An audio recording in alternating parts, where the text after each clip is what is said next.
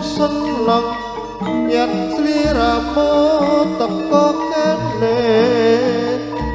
tak kira sliramu arang langgape sepulane layangku kok kateake aku seneng ketemu ing papan kene saiki piye kang dadi prasetyamu apa isih bangga tresno lan satuku yen isih aku tetep mituku aku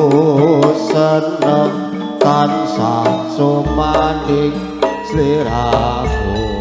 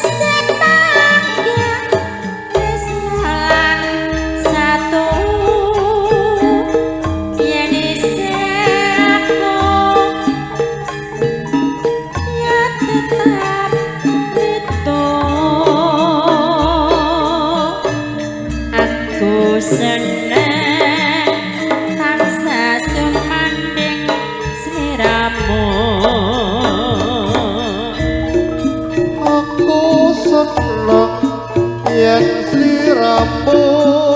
tekan kene tak kira sliramu arang langgape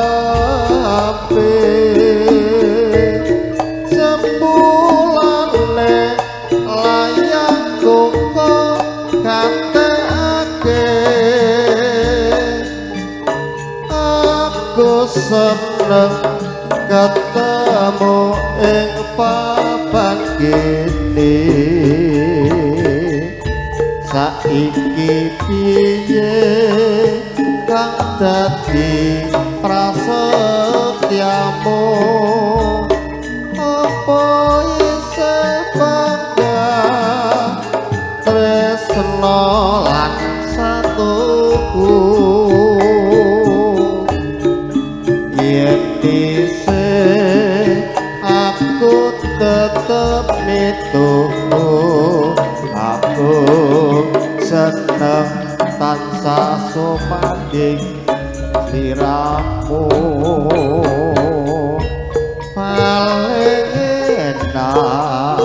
paling enak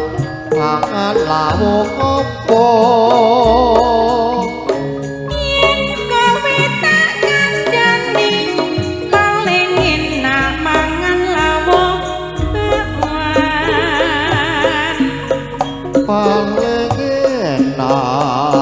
paling enak nikah entuk sapa yen kowe tak kandhani paling enak nikah karo perawan yen entuk perawan angele ra karuan penjalukane kudu disayang-sayang yen salah sethithik atine dadi rote aku wedi yen pure paling enak mangan lawuh apa yen kowe tak kandhani paling enak pangan lawuh pedha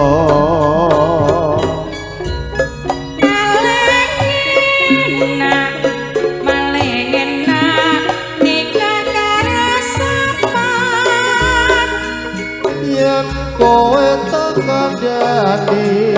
paling enak nikah itu Joko yen entuk Joko tak sia-sia sababe apa kek kurang nuju prana yen salah satitik aja diundamana mengko mundak nelongso rawana parandha padha wae sing penting judune rawana parandha padha wae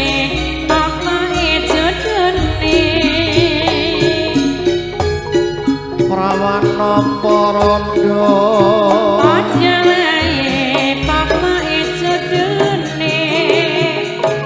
rawana parandha padha wae pokoke judune